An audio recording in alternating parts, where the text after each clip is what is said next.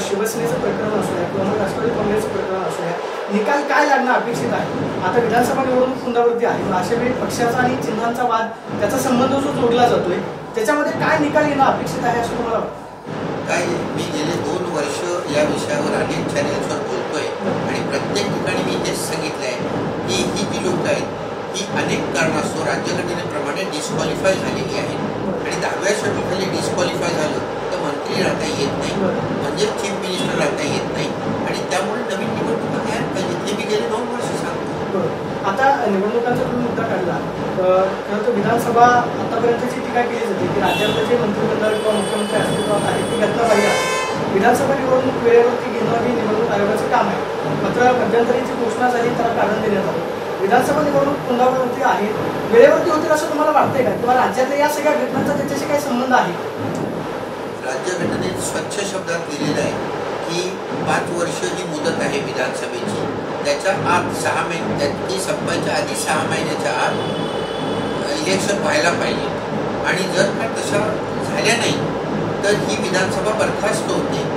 याचाच अर्थ तिथे राष्ट्रपती राजवट येते. राष्ट्रपती राजवट आली तर पुन्हा निवडणुका त्वरित घ्याव्या लागतात.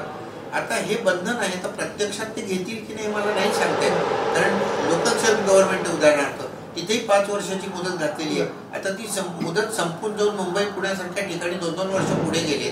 त्यामुळे घटनेप्रमाणे अनेक गोष्टी चाललेल्या नाहीयेत हे आम्हाला घटना शिकवणाऱ्यांना स्वच्छ दिसतंय. असं घडू नये. सर, शेवटचे 2 प्रश्न आहेत. तुम्ही असं म्हणालात की राज्यघटनेमध्ये काही गोष्टी लिहिलेल्या नसतात तर ते प्रथा आणि परंपरा असते. जर कदाचित हे असंच पुढे चालू राहिलं, म्हणजे पंतप्रधानांनी सरन्यायाधीशांच्या घरी जाणं किंवा तुम्ही असं म्हणताय की बोलवलं होतं की स्वतःहून ते गेले होते, हे प्रश्न अनुत्तरित आहेत. लोकशाहीसाठी हे किती धोका आहे? अर्थातच धोक्यात. मी आता जे बोललो तर प्रथा परंपरा ह्या पाळायलाच लागतात. हे धोक्याचा निर्विवाद धोक्यात आहे. म्हणजे निकोप वाढ व्हायला पाहिजे असेल लोकशाहीची तर पंतप्रधान आणि चीफ जस्टिस या दोघांनी स्वतःवर बंधनं घालून घ्यायला पाहिजे. शेवटचा प्रश्न, राज्यातला सत्ता संघर्ष तुम्ही आतापर्यंत अनुभवला किंवा त्याच्यावरती तुम्ही विश्लेषण सुद्धा केलेलं आहे, या घटनेचा जर संबंध जोडला तर निकाल काय वेगळा येणं अपेक्षित आहे असं तुम्हाला वाटतं का? की ज्या पद्धतीनं कालपासून चर्चा आहे किंवा जी अपेक्षा व्यक्त केली जाते, धोका सुद्धा व्यक्त केला जातो, तुम्हाला असं वाटतं याचा काही परस्पर संबंध जोडला? नाही, मी राजकारणावर कधीच बोलत नाही, पण राज्यघटनेप्रमाणे माझं स्वच्छ मत आहे की आत्ताचं जे सरकार आहे ते घटनाबाह्य सरकार आहे. याचं कारण असं की सुप्रीम कोर्टाचाच निर्णय आहे की ज्या क्षणी पक्षांतर होतं त्या क्षणापासून तो डिस्क्वालिफाय होतो. तेव्हा हे 16च लोक गेले, 2/3 जायला पाहिजेत, एकाच वेळी जायला पाहिजे, तर हे डिस्क्वालिफाय झालेलेच आहे.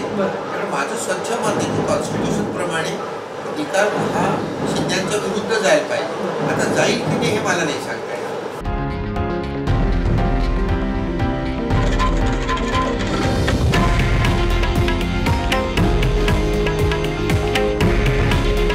हे आहे देशातील नंबर 1 न्यूज नेटवर्क आणि आपण पाहत आहात TV9 मराठी.